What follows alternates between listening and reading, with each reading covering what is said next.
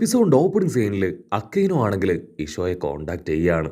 ഇഷോ, നീ ആഗ്രഹിച്ചതുപോലെ തന്നെ കാര്യങ്ങളെല്ലാം നടക്കാനായിട്ട് പോവാണ്. വേൾഡ് ഗവൺമെന്റിൽ നിന്ന് ഒരു സുപ്രധാനമായിട്ടുള്ള തീരുമാനം അതുണ്ടായി കഴിഞ്ഞു. വാർലോഡ്സുകളെ അവരെ ഗവൺമെന്റിൽ നിന്ന് പുറത്താക്കിയിരിക്കുകയാണ്. മാത്രമല്ല, അവരെ അറസ്റ്റ് ചെയ്യാനും അവരെ ഇല്ലാതാക്കാനുള്ള അനുമതിയും കിട്ടിക്കഴിഞ്ഞു. ഇഷോയ്ക്കാണെങ്കിൽ ആ ന്യൂസ് ആദ്യം കേൾക്കുമ്പോൾ വലിയൊരു ഷോക്കായിട്ട് തോന്നും. അവൻ ആഗ്രഹിച്ച നല്ലൊരു ന്യൂസ് ആണത്. പക്ഷേ അക്കൈനോ ആണെങ്കിൽ അവനെ ഓർമ്മിപ്പിക്കും, ആക്ച്വലി ആ വാർലോഡ്സ് ഉള്ളതുകൊണ്ടാണ് ഇത്രയും കാലവും ഇവിടുത്തെ നിയമവ്യവസ്ഥയും ഇവിടുത്തെ പ്രോബ്ലംസ് എല്ലാം തന്നെ ബാലൻസ്ഡ് ആയി പോയിക്കൊണ്ടിരുന്നത്. അവർ നമുക്ക് നഷ്ടപ്പെട്ടാൽ വലിയൊരു ഇമ്പാക്ട് അത് നമുക്കുണ്ടാവും. പൈററ്റ്സിനെ കുറിച്ചുള്ള ഡീറ്റെയിൽസും പൈററ്റ്സിനെ ഇല്ലാതാക്കാനുള്ള നമ്മുടെ കഴിവ് അതിന് ശരിക്കും ഇത് ബാധിക്കുമെന്ന് പറയും. പക്ഷെ ഇഷോയ്ക്കാണെങ്കിൽ അതിലൊന്നും യാതൊരു കുഴപ്പമില്ല. ആളാണെങ്കിൽ ക്യാഷ്വലായിട്ട് പറയും, അതിൻ്റെ ഒന്നും ആവശ്യമില്ല, നമുക്ക് കൃത്യമായിട്ട് നമ്മുടെ സേനയെ ഉപയോഗിച്ച് എല്ലാ കാര്യങ്ങളും മോണിറ്റർ ചെയ്യാനായിട്ട് പറ്റും. ഇഷോ അങ്ങനെ കാര്യമായിട്ട് സംസാരിക്കുന്ന അതേ സമയം തന്നെ അവന്റെ കപ്പലുള്ള സോൾജേഴ്സ് ആണെങ്കിൽ എന്തോ ഒന്നിനെ അച്ചറം പൊച്ചറം ഷൂട്ട് ചെയ്യുകയാണ്. അതിനുശേഷം അക്കൈനോ ആണെങ്കിൽ ഇപ്പൊ ബിഗ് മോമും അതുപോലെ തന്നെ കൈഡോയും അവർ രണ്ടുപേരും ഒന്നു ചേർന്ന കാര്യം പറയാണ്. ഇഷോയ്ക്കാണെങ്കിൽ അത് കേട്ട് ഷോക്കാവും. കാരണം റോക്ക് പൈററ്റ്സ് അവർ തീർച്ചയായിട്ടും ഈ രണ്ട് ശക്തികൾ ഒന്നായാൽ ക്രിയേറ്റ് ആയി വരും. നേവി ബേസിലും ഇപ്പോൾ കൈഡോയെ കുറിച്ചും ബിഗ് മോമിനെ കുറിച്ചും ആയിരിക്കും സംസാരിക്കുക. ആ വലിയ പ്രബല ശക്തികൾ ഒന്നായി ഇനി റോക്ക് പൈററ്റ്സ് അവര് ഇവിടേക്ക് എത്തും. സെൻഗോക്കു ആണെങ്കിൽ ഈ കാര്യങ്ങളെല്ലാം കേട്ട് വണ്ടർ അടിക്കുകയാണ്. ഒരു കാരണവശാലും ഇങ്ങനെയൊന്നും സംഭവിക്കാനായിട്ട് പാടില്ല. ഇങ്ങനെയൊന്നും സംഭവിക്കണമെങ്കിൽ തീർച്ചയായിട്ടും അതിന് പിന്നിൽ എന്തോ ഒരു വലിയ ലക്ഷ്യം തീർച്ചയായിട്ടും കാണണം. ആക്ച്വലി ആ റോക്ക് പൈററ്റ്സ് അവര് പുറത്തേക്ക് വരാൻ സമയമായി. അത് കേട്ട് ബാക്കിയുള്ള സോൾജേഴ്സ് ആണെങ്കിൽ ആ റോക്ക് പൈററ്റ്സിനെ കുറിച്ച് ചോദിക്കുകയാണ്. 100 വർഷത്തിലധികമായി ഗവൺമെന്റ് സ്ഥാപിതമായിട്ട്, സോ അതിനു മുൻപേ ഉള്ള പൈററ്റ്സ് ആണോ ഈ റോക്ക് പൈററ്റ്സ്? അതിന് സെൻഗോക്കു ആണെങ്കിൽ ക്യാഷ്ഡായിട്ട് പറയും, സത്യത്തിൽ പൈററ്റ്സിനെ കുറിച്ച് അറിയാനായിട്ടുള്ള മെച്യൂരിറ്റി നിങ്ങൾക്കായിട്ടില്ല. എങ്കിലും ഞാൻ നിങ്ങൾക്ക് ഒരു ബ്രീഫ് പറഞ്ഞു തരാം. ആക്ച്വലി റോക്ക് പൈററ്റ്സിന് ഇൻഡിവിജ്വൽ ആയിട്ടുള്ള ഒരുപാട് കഴിവുകളുണ്ട്. അവരെല്ലാവരും ഡിഫറെൻ്റ് ആണ്. ഒരുപാട് വർഷങ്ങൾക്ക് മുൻപ് പണം സമ്പാദിക്കണം എന്നൊരൊറ്റ ആഗ്രഹത്തോടു കൂടെയാണ് ഈ റോക്ക് പൈററ്റ്സ് എല്ലാം തന്നെ ഒന്നു ചേർന്നത്.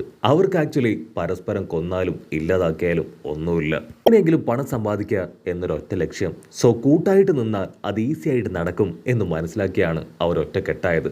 അവരുടെ ഫസ്റ്റ് ക്യാപ്റ്റനാണ് സാക്ഷാൽ റോക്ക്. ഇതിൽ റോക്ക് പൈററ്റ്സ് ക്രിയേറ്റ് ആവുന്ന അതേ സമയം തന്നെ വൈറ്റ് ബിയേർഡും അതേ സ്ഥലത്തുണ്ടായിരുന്നു. പക്ഷെ അവനാണെങ്കിൽ ആ സമയത്ത് ഒരുപാട് യങ്ങാണ്. ഈ കാണുന്ന സുന്ദരി അത് മറ്റാരുമല്ല, സാക്ഷാൽ ബിഗ് മോം. ഇപ്പൊ കാണുന്ന അണ്ടാവ് സൈസിലുള്ള നമ്മുടെ ബിഗ് മോം അവളുടെ ടീനേജിൽ എക്സസൈസ് ഒക്കെ ചെയ്ത് ഇത്രയും സുന്ദരിയായിരുന്നു. ഇവളോടൊപ്പം തന്നെ യങ്ങായിട്ടുള്ള കൈഡോ, അങ്ങനെ ഒരുപാട് പേര് ചേർന്നതായിരുന്നു ആ റോക്ക് പൈററ്റ്സ്.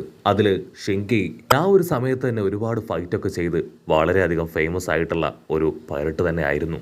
ക്യാപ്റ്റൻ റോക്കിന്റെ ഏറ്റവും വലിയ ആഗ്രഹം കിങ് ഓഫ് ദ വേൾഡായി മാറണം എന്നായിരുന്നു. അതുകൊണ്ട് തന്നെ ഒരുപാട് ഐലാൻഡിലേക്ക് ചെന്ന് അവൻ വളരെയധികം തന്നെ കരുണ കാണിക്കാതെ അവരെ എല്ലാവരെയും ഇല്ലാതാക്കി. അതെല്ലാം തന്നെ അവന്റെ അണ്ടറിൽ പിടിച്ചെടുത്തു. പക്ഷെ ക്യാപ്റ്റൻ റോക്കിനാണെങ്കിൽ നേവിയോട് ഒരു പ്രത്യേക ബന്ധം ഉണ്ടായിരുന്നു. ആ ബന്ധത്തെ ചൊല്ലി തന്നെ നേവിക്കാര് അവരുടെ ഒരുപാട് ആക്ടിവിറ്റീസിനെതിരായിട്ട് കണ്ണടച്ചു. അതിനുശേഷം നീണ്ട 38 വർഷങ്ങൾ അവർ ഇത്തരത്തിലുള്ള ഒരുപാട് ബാഡായിട്ടുള്ള ആക്ടിവിറ്റീസ് ഒക്കെ ചെയ്ത് ഗവൺമെന്റുമായിട്ട് തന്നെ ഏറ്റുമുട്ടി. ആദ്യത്തെ ആക്രമണത്തിൽ ഗവൺമെന്റിന്റെ ഒരുപാട് സോൾജേഴ്സിന് പരുക്കുപറ്റി, കുറെ പേർക്ക് ജീവൻ നഷ്ടപ്പെട്ടു.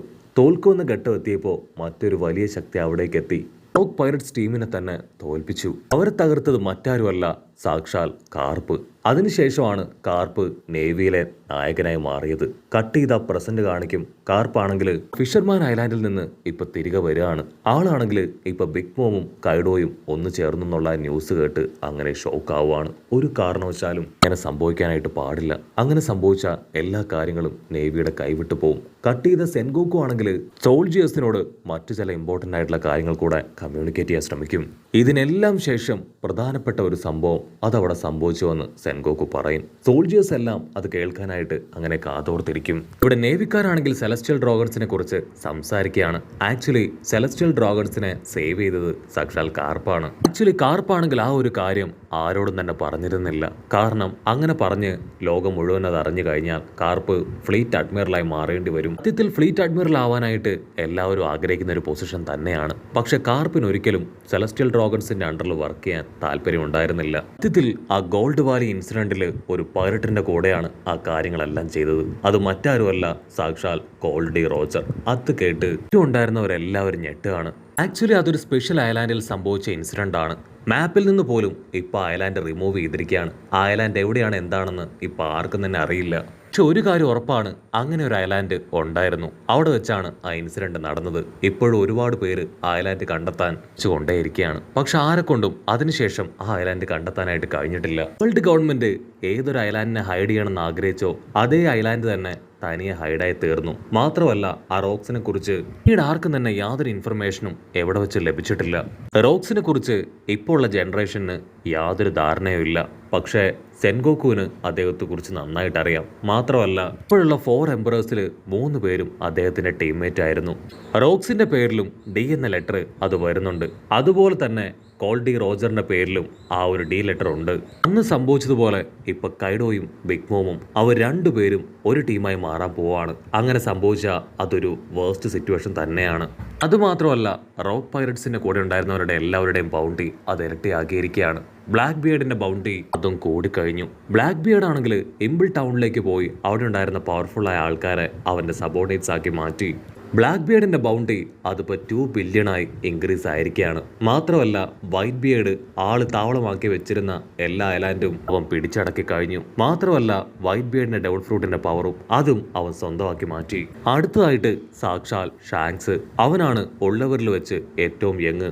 ഒരുപാട് വർഷത്തെ എക്സ്പീരിയൻസ് അവനുണ്ട്. സ്ട്രെങ്ത്തും അതുപോലെ തന്നെ അവന്റെ ഒപ്പമുള്ളവരുടെ സ്ട്രെങ്ത്തും ഒക്കെ ഒരുപാട് കൂടുതലാണ്. ഷാങ്ക്സിന്റെ ബൗണ്ടി അതിപ്പോൾ 4,45,000 എബോ ആയി കഴിഞ്ഞിരിക്കുകയാണ്. അടുത്തതായിട്ട് സാക്ഷാൽ ബിഗ് മോം, ഷാർലറ്റ്, ലിൻലിൻ സ്വന്തമായിട്ട് ഒരു വലിയ ചോക്ലേറ്റ് ഐലാൻഡ് തന്നെ ക്രിയേറ്റ് ചെയ്ത നമ്മുടെ ബിഗ് മോം 85 മക്കളുടെ ഒരേ ഒരു അമ്മ.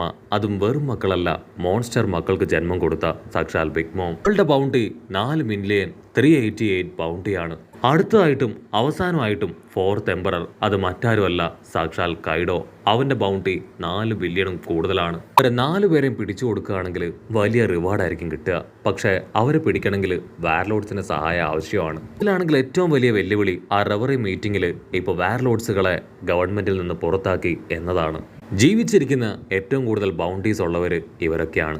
മരിച്ചു പോയവരിൽ ഏറ്റവും കൂടുതൽ ബൗണ്ടി ഉള്ള ഒരാൾ വൈറ്റ് ബിയർഡാണ്. 5 ബില്യൺ മുകളിൽ അദ്ദേഹത്തിന് ബൗണ്ടി ഉണ്ടായിരുന്നു. ഒരുപാട് വർഷത്തെ എക്സ്പീരിയൻസ് ഉള്ള അദ്ദേഹത്തെ എല്ലാവർക്കും ഒരുപാട് പേടിയായിരുന്നു. അടുത്തതായിട്ട് കോൾഡി റോജർ. അവനും 5 ബില്യണിന് മുകളിലാണ് ബൗണ്ടി. ഇവർ രണ്ടുപേരുമാണ് ടോപ്പിൽ ബൗണ്ടീസ് ഉള്ളവർ. ഇവരെ ഇതുവരെ ആരും കടത്തി വെട്ടിയിട്ടില്ല. ഫ്യൂച്ചറിൽ നമ്മുടെ ചെക്കൻ ലൂഫി കടത്തി വെട്ടുമോ ഇല്ലയോ എന്ന് നമുക്ക് നോക്കാം. അവരങ്ങനെ കാര്യമായിട്ട് ഡിസ്കസ് ചെയ്യുമ്പോഴായിരിക്കും അക്കൈനോ അവിടേക്ക് വരിക. അക്കൈനോ ആണെങ്കിൽ സെൻഗോക്കുവിനോട് പറയും, നമുക്കിപ്പോൾ കാര്യമായിട്ട് റിസോഴ്സുകളൊന്നും ഇല്ല. സെൻഗോക്കു ആണെങ്കിൽ അത് കേട്ട് ചാടി എഴുന്നേക്കും. ഞാൻ നിങ്ങൾക്ക് റിസോഴ്സ് തരാനല്ല ഇവിടേക്ക് വന്നത്, എൻ്റെ ചില ഇൻഫർമേഷൻസ് അത് പാസ് ചെയ്യാൻ. ഇല്ല എങ്കിൽ ഈ കാര്യങ്ങളൊന്നും അറിയാതെ നിങ്ങൾ പലരും ഇല്ലാതാവുമെന്ന് പറഞ്ഞ് ആളങ്ങനെ നടന്നു പോകും. ആളാണെങ്കിൽ പോകുന്ന സമയത്ത് ഇപ്പം അക്കൈനയോട് പറയും, ആ ലാൻഡ് ഓഫ് വാനോ അത് ഒരുപാട് രഹസ്യങ്ങൾ മറച്ചു പിടിക്കുന്ന ഒരു ഐലാൻഡാണ്. ഓഡൻ അവൻ കൊല്ലപ്പെടുന്ന സമയത്തും ഒരുപാട് പ്രതീക്ഷകൾ ബാക്കി വെച്ചാണ് പോയത്. ഇപ്പം അവിടെ വെച്ചാണ് ബിഗ് മോമും കൈഡോയും ഒന്നായിരിക്കുന്നത്. അപ്പോൾ അവിടുന്ന് അങ്ങനെ സീൻ കട്ട് ചെയ്ത് ഒരു ഫ്ലാഷ് ബാക്ക് കാണിക്കും. ഫ്ലാഷ് ബാക്കിൽ കോൾഡി റോജർ അവൻ്റെ കപ്പലിൽ അങ്ങനെ യാത്ര ചെയ്യാണ്. അവിടെ വെച്ച് ഈ ഒരു എപ്പിസോഡും അവസാനിക്കുന്നു.